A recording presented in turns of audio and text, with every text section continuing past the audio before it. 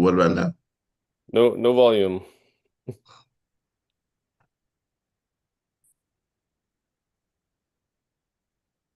Oh, Camille says well, she hang hears. on. So Camille is here. Can you say something again? Camille, can you still hear me? Now I can hear you now. Okay, great. All right. Let me get my coffee. I'll be right back. Okay. The important things. Coffee. Good morning, everybody. Welcome to those of you who are streaming on Facebook or YouTube. This is St. Junia's online house church.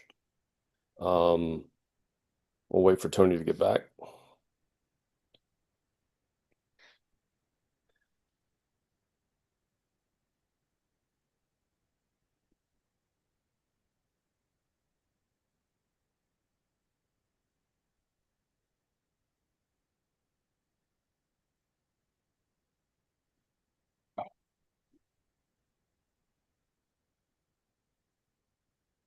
Okay, How's I'm it back. going? I'm good. How are you? I'm doing good. I like that shirt.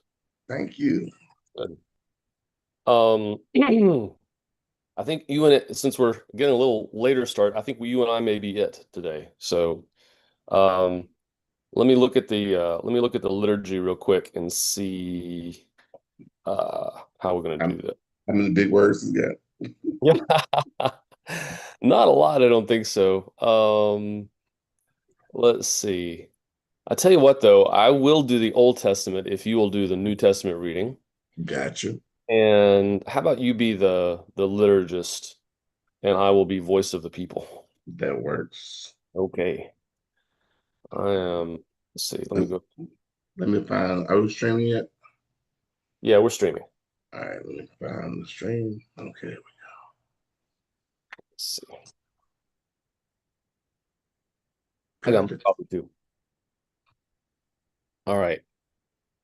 So oops, let me find it. Where did I put the liturgy? There it is. Um, yeah, so if you'll do the liturgy, I will do the words in bold. Gotcha. All right. Today marks the death in 1813 of Granville Sharp, one of the earliest abolitionists in Great Britain and a biblical scholar. He was driven by a desire to see a society based on equality. While he saw several legal victories moving towards the abolition of slavery, he would die before slavery was abolished in the British Empire. Today also marks the martyrdom of John Han Us. Hus Hmm. in 1415, a Czech priest and the forerunner of the Protestant Reformation. He spoke out against abuses in the Roman Catholic Church, including the Crusades and selling of indulgences, for which he was charged with heresy and burned at the stake. Wow. His death would kick off a war between the Hussites and the Roman Catholic leaders. Greetings. The Lord be with you. And also with you. Hear these words of invitation. The hospitality of God knows no bounds. The love of God is immeasurable. The generosity of God is beyond our wildest dreams. We gather today as invited ones, As beloved ones, as blessed ones. draw near and let us break the bread of life. All right. Our responsive reading today comes from Psalms 30, and I'll be reading from the Common English Bible. I exalt you, Lord, because you pulled me up. You didn't let my enemies celebrate over me. Lord my God, I cried out to you for help, and you healed me, Lord, you brought me up from the grave. brought me back to life from among those going down to the pit. You who are faithful to the Lord, sing praises to him. Give thanks to his holy name. His anger lasts only for a second, but his favor lasts a lifetime. Weeping may stay all night, but by morning, joy. When I was comfortable, I said, I will never stumble. Because it pleased you, Lord, you made me a strong mountain. But then you hid your presence. I was terrified. I cried out to you, Lord, I begged, Lord, I begged my Lord for mercy. What is to be gained by my spilled blood, by my going down into the pit? Does dust thank you? Does it proclaim your faithfulness? Lord, listen and have mercy on me. Lord, be my helper. You changed my mourning into dancing. You took off my funeral clothes and dressed me up in joy. so that my whole being might sing praises to you and never stop. Lord my God, I will give thanks to you forever. Our Hebrew Bible reading comes from 2 Kings chapter 5 verses 1 through 14. Naaman, a general for the king of Aram, was a great man and highly regarded by his master, because though the Lord had given victory, because through him the Lord had given victory to Aram. This man was a mighty warrior, but he had a skin disease. Now Aramean raiding parties had gone out and captured a young girl from the land of Israel. She served Naaman's wife. She said to her mistress, I wish that my master could come before the prophet who lives in Samaria. He would cure him of his skin disease. So Naaman went and told his master what the young girl from the land of Israel had said. Then Aram's king said, Go ahead, I will send a letter to Israel's king. So Naaman left. He took along 10 kikars of silver, 6,000 shekels of gold, and 10 changes of clothing. He brought the letter to Israel's king. It read, Along with this letter, I'm sending you my servant Naaman, so you can cure him of his skin disease. When the king of Israel read the letter, he ripped his clothes. He said, What? Am I God to hand out death and life? But this king writes me asking me to cure someone of his skin disease. You must realize that he wants to start a fight with me. When Elisha, the man of God, heard Israel's king had ripped his clothes, he sent word to the king, Why did you rip your clothes? Let the man come to me. Then he'll know that there's a prophet in Israel. Naaman arrived with his horses and chariots. He stopped at the door of Elisha's house. Elisha sent out a messenger who said, Go and wash 7 times in the Jordan River. Then your skin will be restored and become clean. But Naaman went away in anger. He said, I thought for sure that he'd come out, stand and call on the name of the Lord his God, wave his hand over the bad spot, and cure the skin disease. Aren't there rivers in Damascus and Abana and the Parfar better than all Israel's waters? Couldn't I wash in them and get clean? So he turned away and proceeded to leave in anger. Naaman's servants came up to him and spoke to him. Our father, if the prophet had told you to do something difficult, wouldn't you have done it? All he said to you was, Wash and become clean. So Naaman went down and bathed in the Jordan 7 times, just as the man of God had said. His skin was restored like that of a young boy, and he became clean.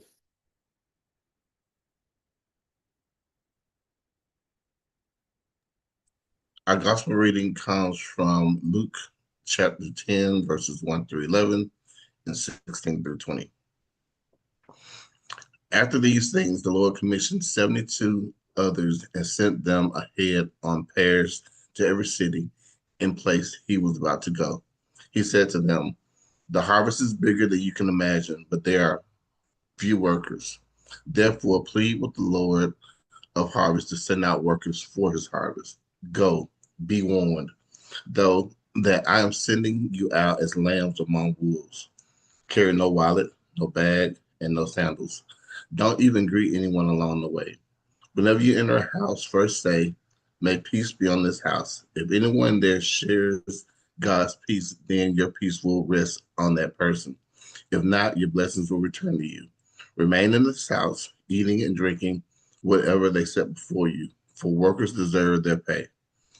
Don't move from house to house. Whenever you enter a city and its people welcome you, eat what they set before you. Heal the sick who are there and say to them, God's kingdom has come upon you. Whenever you enter a city and the people don't welcome you, go out into the streets and say, As a complaint against you, we brush off the dust of your city that has collected on our feet. But know this, God's kingdom has come to you. Whoever listens to Whoever listens to you listens to me. Whoever rejects you rejects me. Whoever rejects the one who sent Whoever rejects me rejects the one who sent me. 72 returned joyously, saying, Lord, even the demons submit themselves to your name. Jesus replied, I saw Satan fall from heaven like lightning. Look, I have given you authority to crush snakes and scorpions underfoot. I have given you authority over all the power of the enemy. Nothing will harm you. Nevertheless, don't rejoice because the spirits submit to you. Rejoice instead that your names are written in heaven. May God bless the hearing of his word. Thanks be to God. Our reflection today is from John. Is Yeah. Yeah. is John or okay? Jan, if you want to be like, you could say Jan, Hus. Jan, Jan Hus. Mhm. Among Jan Hus's final words were these: "It is better to die well than to live wrongly. Who is afraid of death loses the joy of life. Truth prevails all, prevails who is killed, because no adversity can harm him who is not dominated by injustice." So thanks, Tony. Thanks for uh, helping get us started. We'll go into a time of prayer. I will start the prayer. If you're watching on Facebook or YouTube, if you want to lift up a prayer request, feel free to put it in the comments. And I'll keep an eye on YouTube, Tony, if you'll keep an eye on Facebook. Thank you. Let's go to God in prayer.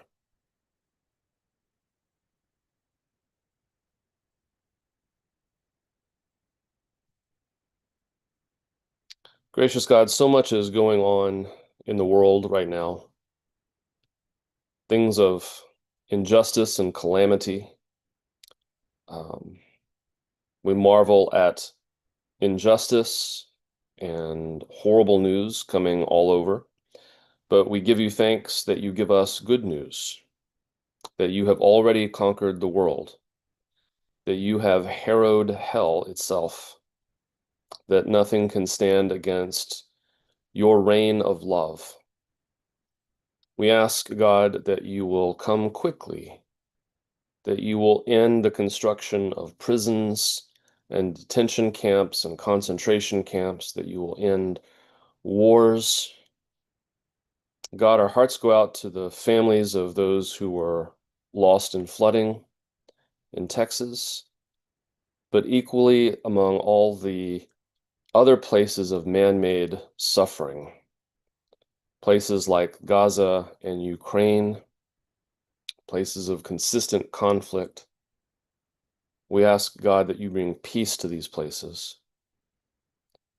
And Lord, we remember that in 1860, no one could have predicted the end of slavery itself. And yet, within a decade, you changed the course of history. We recognize that such oppression continues still, but we ask you to similarly amaze us with the changes that you can create. We know change is slow until it is not. We ask God for you to move, to bend the arc of history. And we ask for comfort and encouragement and wisdom for ourselves and those whom you send out in the world like sheep among wolves. And we lift up to you the prayers of our hearts, and I invite those of you who are listening to share your prayer requests.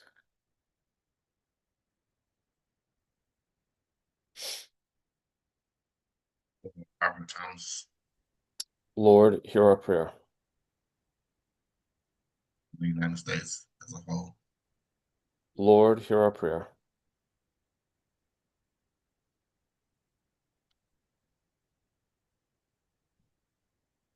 for Connie Grindle, continued healing, Lord, hear our prayer. for protection of seniors, children, the ill, and the marginalized. Lord, hear our prayer. For those traveling today. Lord, hear our prayer. For the Alokre family, Lord, hear our prayer.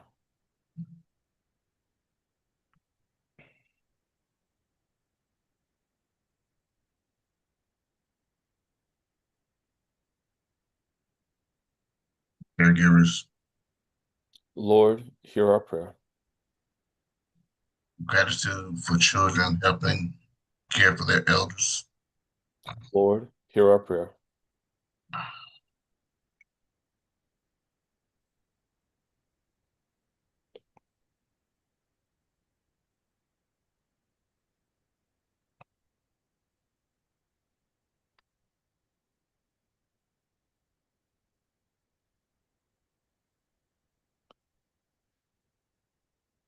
God, for the things that we've named and for the things we don't have the words to name, for the nameless unease in our hearts, we give you thanks that you hear and that you answer. And we're grateful for the words of Jesus Christ, who taught us to pray. Holy One, our Mother and Father, let your name be revered. Let your reign come. Let your will be done on earth as it is in the heavens. Give us today the bread we need for today, and forgive our sins as we forgive those who sin against us. Save us from the time of trial and deliver us from evil. For yours is the sovereignty, the power, and the glory, now and forever. Amen.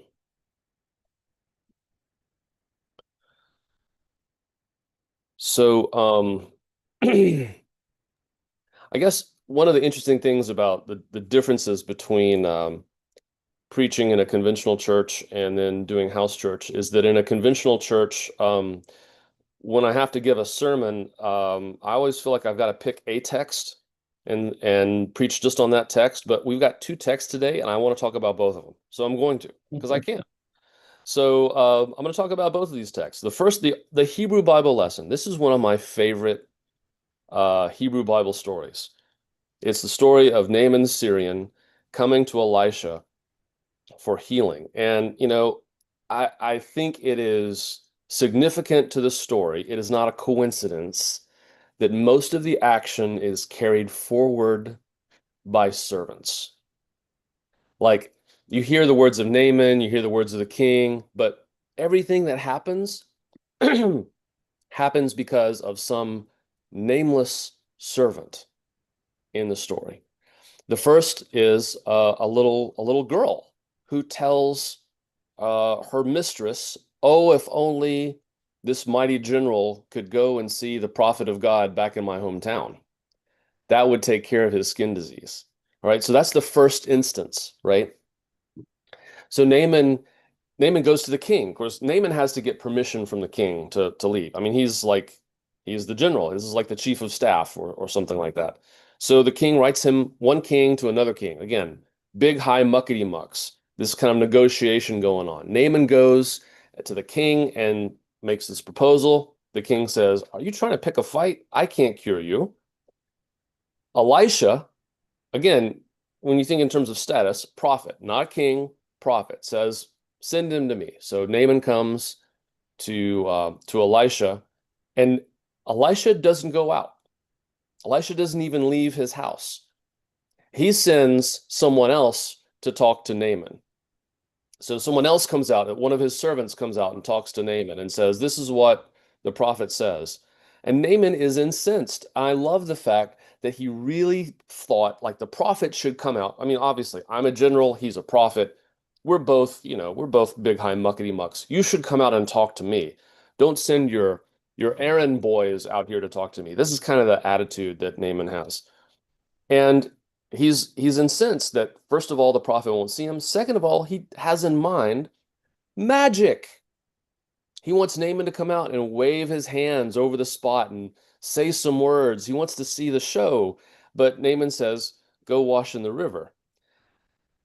Naaman's insulted. He starts to turn away and leave. But then again, who shows up?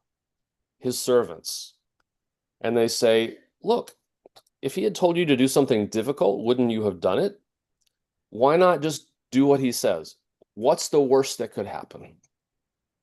So Naaman does it, of course, and is cured. Now I love this because again, it reveals kind of how we think about things, how our egos get caught up in things, right? And how oftentimes salvation doesn't show up in the way that we think it does.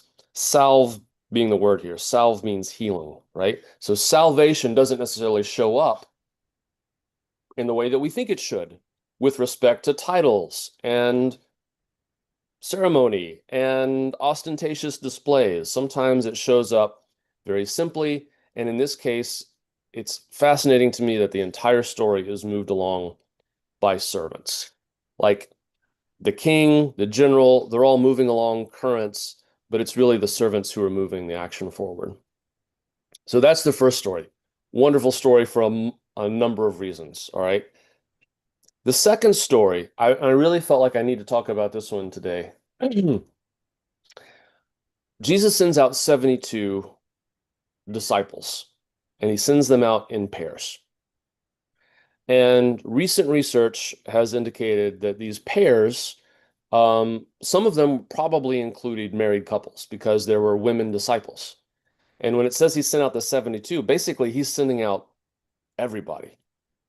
I mean, imagine this is Mary and Martha and Lazarus. I mean, these are some of the secondary disciples that we don't hear of, among the 12. Probably Mary Magdalene was one of these 72. That this wasn't just 72 male disciples, right? I think that's the important thing here. They're going out in pairs. The other thing I think is really important about this passage, they go out in pairs. There are no lone rangers in this movement, right? And I think a lot of times we celebrate the lone rangers. We have in mind someone who goes out on their own. Jesus doesn't send them out on their own. He sends them out in pairs. And I'm mindful of Jesus saying to his disciples, where two or more of you are gathered, I'm there. He sends them out in pairs, in twos.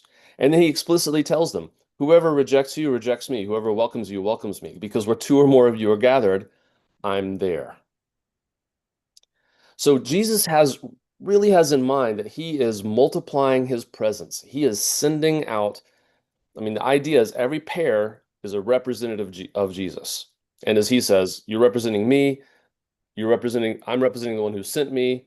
Therefore, this is what you're going to say to people. Another important point about this story that I've heard this preached. I've never seen this one particular bit lifted up. The message, both to the cities that receive the disciples and those who reject them, is the same. The message is the same. The kingdom has come to you. Now, in some of these places where you're welcomed, let your peace settle on them. You'll be able to work miracles. You'll cast out demons, do all this kind of stuff. Those that don't accept you, it says, brush the dust off your feet. But the message is still the same. We're brushing the dust off our feet, but we're letting you know the kingdom has come to you. That's the message. I think that's still the message. The kingdom has come to you. Now, whether you accept it or not, whether you let it do its thing, is really up to you. And I feel like really at this moment in history, when there is so much awfulness in the world, recognizing that the kingdom comes to us and that we don't do it on our own. We do it with other people. We do it in pairs, at least, right? The idea is we have each other's backs. I think that's part of the message of Jesus sending people out in pairs. So I like both of these stories. Both of them are a way about people being sent or people being drawn, and whether you are open or not to receiving the grace that's offered to you.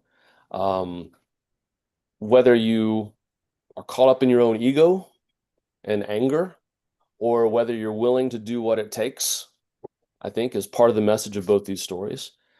I really feel like I really feel like in both of them too, it's the idea is it's the servants moving the story forward. The pairs of disciples who are sent out, they're not sent out like conquerors. I don't even necessarily think they're sent out like what we think of as evangelists. They're sent out as servants. They're sent out as people who are trying to serve the world. They're bringing a message, right? The kingdom has come to you. Let us help. Let us do what we can. And, I think when you look at the way the places receive them or not, it just seems to me to speak to sort of the way that we are encountering this question of immigration today. When people come to you with goodwill, do you receive them or not? Do you recognize that they bring the kingdom forward, that maybe they carry salvation with them? Or do you reject them? Uh, this is really the question that goes all the way back to the story of Sodom and Gomorrah, which, by the way, is not about homosexuality. It's about hospitality, right? The cities that are destroyed are those that are not hospitable, that they don't welcome the stranger. I think this is kind of the message that is coming through both of these. How we welcome those who are different. And then if we're going someplace, how we embody that, that we do it in community. We don't do it on our own. That there's something about the importance of doing this together instead of trying to do it on our own that makes it effective. So that's what I've got for you today from these two stories. I would love to hear your thoughts, comments, responses.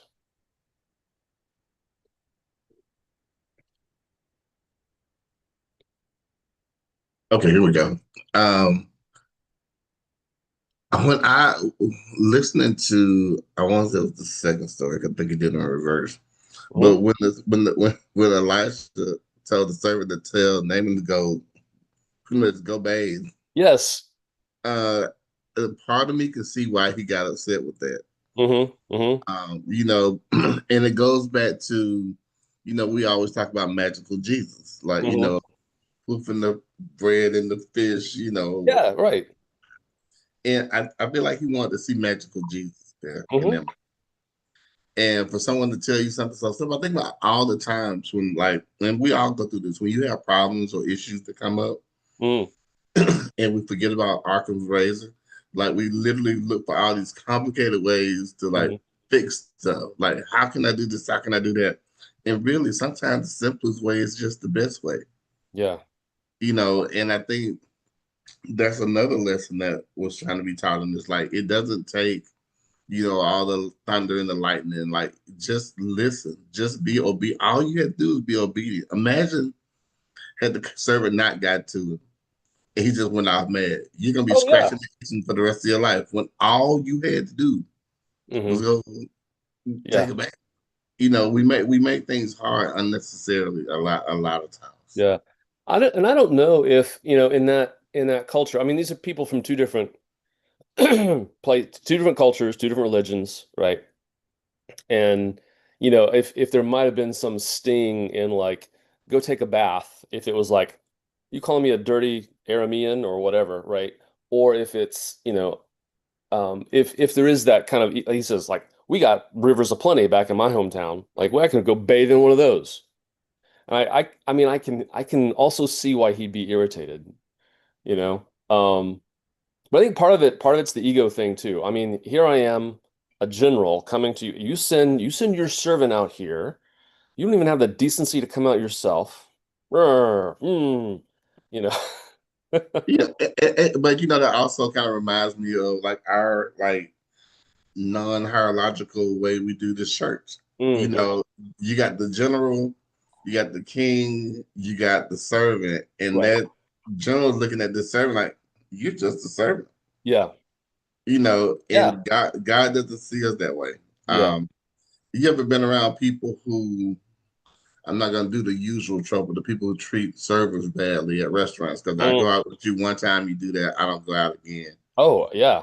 But like even in work, you ever work around people where you got that one person who always like finds themselves always with the higher ups, like it's almost like brown nose in Yeah. 2.0. Social climbing. Yeah. Yeah, and it's like, well, you're overlooking all of these other people who you could be getting to know, Hmm. because you want to make yourself feel more important because they're just normal workers and you don't want to do that. And again, that has no place in our religion, although we see it a lot. Hmm. We see it in just about every religion, just about. But like, God wants us to all be on even playing field. Yeah. And that kind of like bleeds over to the way that we should be treating, people who are visiting in this country. Yeah. Yeah. We're all the same. Yeah. We're all strangers. Absolutely. Yeah. I think there's something in that being sent too, which is like, don't disdain someone because they're sent.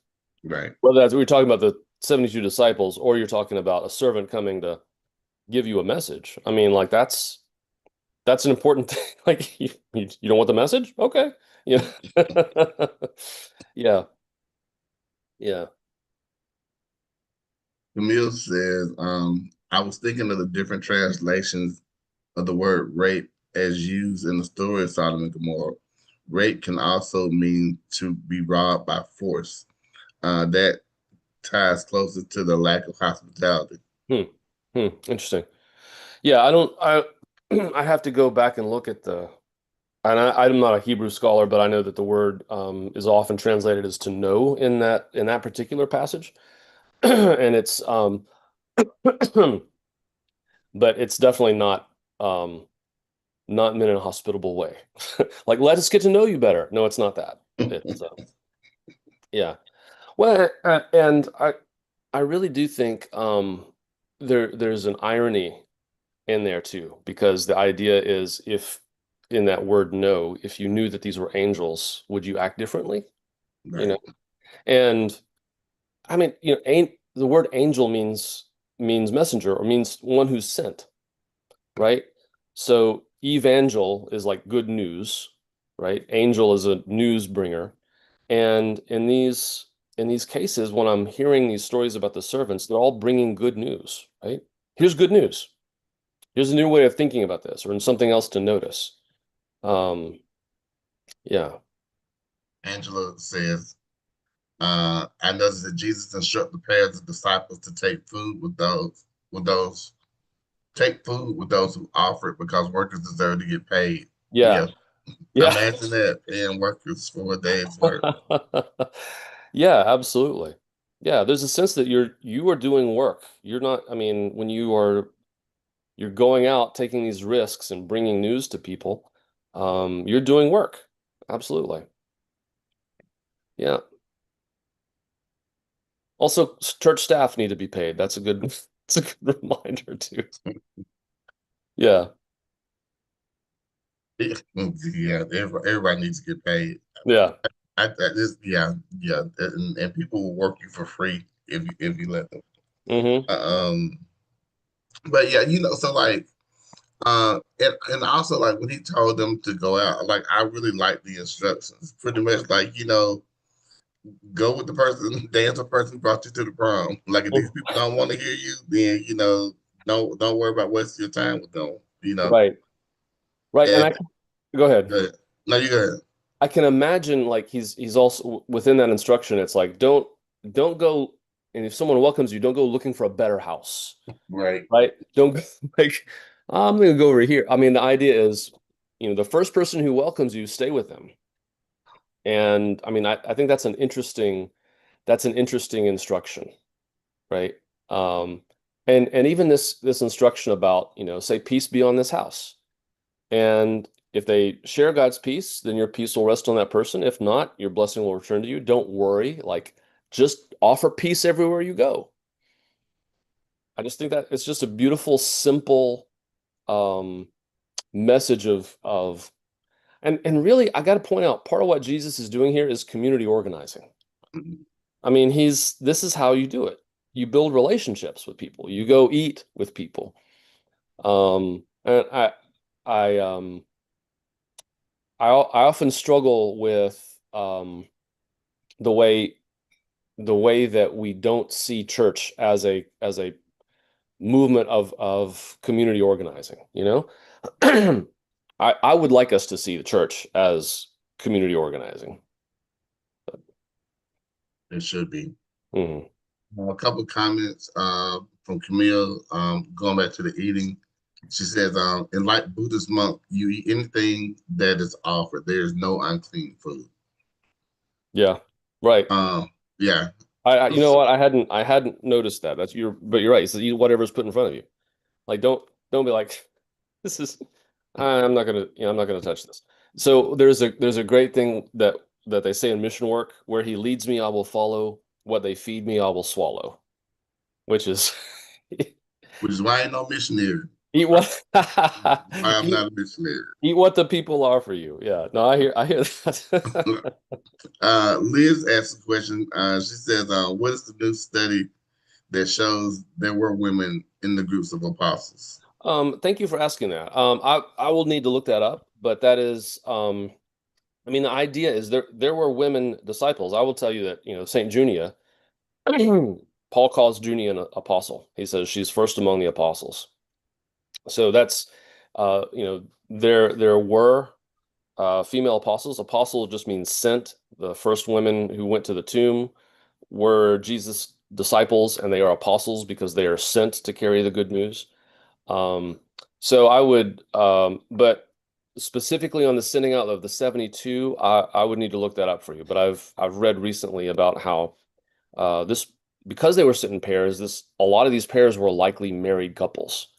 Um, that would be the most logical thing to send out groups of people and look for a welcome. Because I mean, go ahead.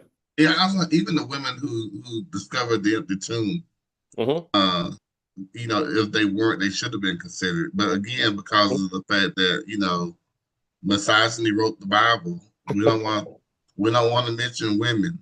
Yeah, Uh, Sounds familiar? yeah, yeah. Um,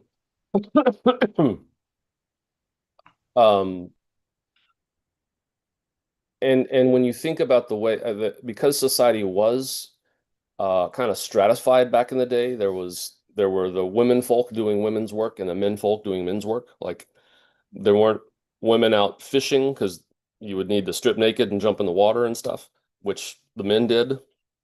Likewise, you hear the story of Mary and Martha, where Mary wants, I mean, Martha wants Mary to come help her in the kitchen. Um, but because genders were often separated back then, if you wanted to reach people in town, you would need to send a man and a woman because otherwise you're missing half the population. So, The Aleem says the truth is most often simple, but my ego loves complexity. absolutely. Yeah. I do think, I mean, that's the story of Naaman. It really, I mean, it does come across that you've got this guy who's very conscious of him being second in command. I mean, he's a big high muckety muck.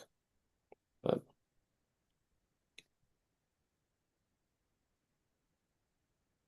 well, any other reflections or thoughts about the passages? If not, it's okay. We don't have to stretch things until 11. So, Check the comments real quick. yeah.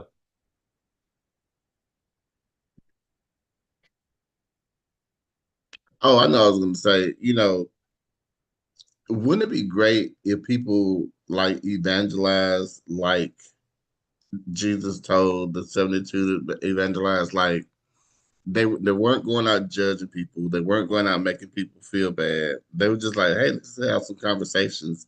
Hmm. And like so often today we see where when people are trying to like start new churches or Hmm. expand their current church, like they gotta go out and they gotta like bash everybody else.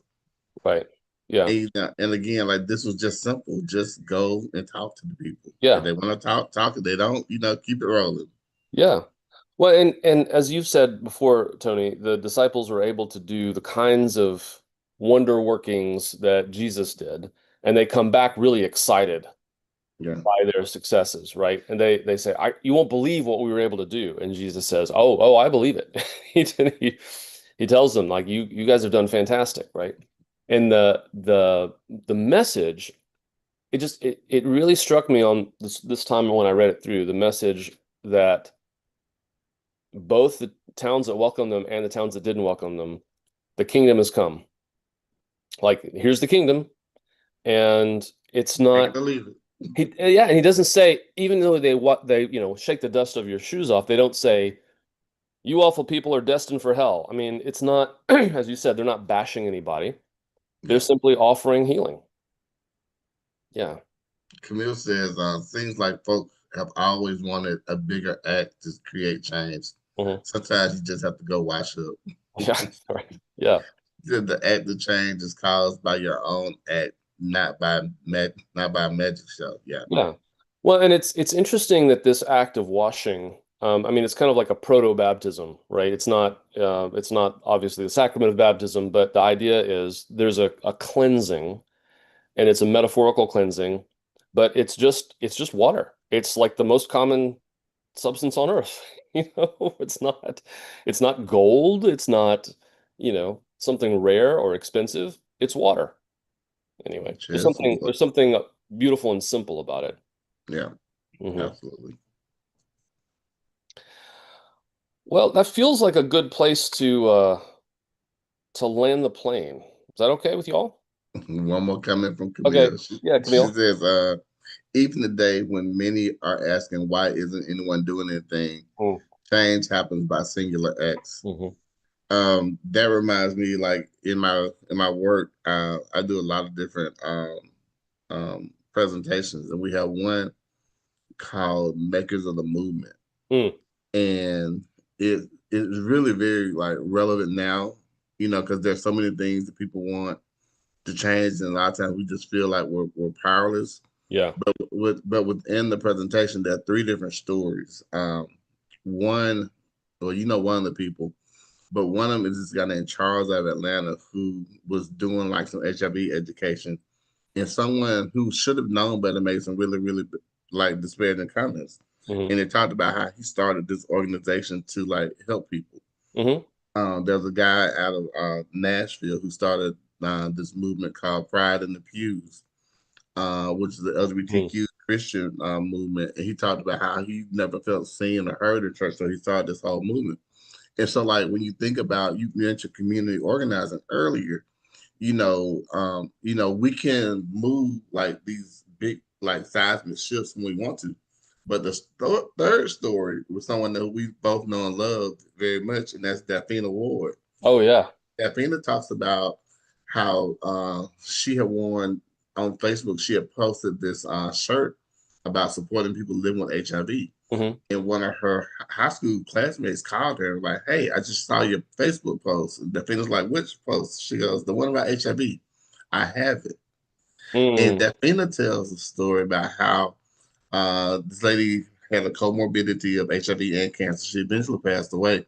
mm, But Daphne's story is about how one person can make a difference. hmm Because when we're sitting around here asking, like, why isn't anything changing? hmm We're looking for everybody on our side to come together and let's fight the fight. When really, all it takes is you. hmm hmm And to Camille's point, like these singular acts, Yeah. are just as important as the seismic shifts. hmm Just Yeah. kind of keep that in mind doing right now. Yeah. No, that's a good point. And I think it's true. We often don't see the impact that simple acts have. Yeah. Yeah. Liz says politically we are too dependent on long ranges as a savior, the hmm perfect leader, person, or individual instead of community. Yep. Absolutely. Great place to end that. Yeah. Thank you for that. Well, let's pull the liturgy back up and we'll finish out today. Let's see.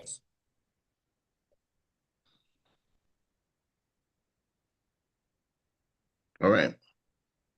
Spirit who spoke to and through the prophets, speak to us again. Raise up new generations of truth tellers, justice seekers, peacemakers, light bringers, and medicine healers, because your work must not stop. Amen. God is love. Nothing is wasted. All things shall be well. Go in peace. All right. Well, thanks to those of you who've tuned in. Again, if you're on Facebook or YouTube, if you don't mind just clicking like or make a comment about where you're watching from, that gives us a way to count you. I'm going to go ahead and stop the stream. If you're on Zoom, you can stick around for just a minute.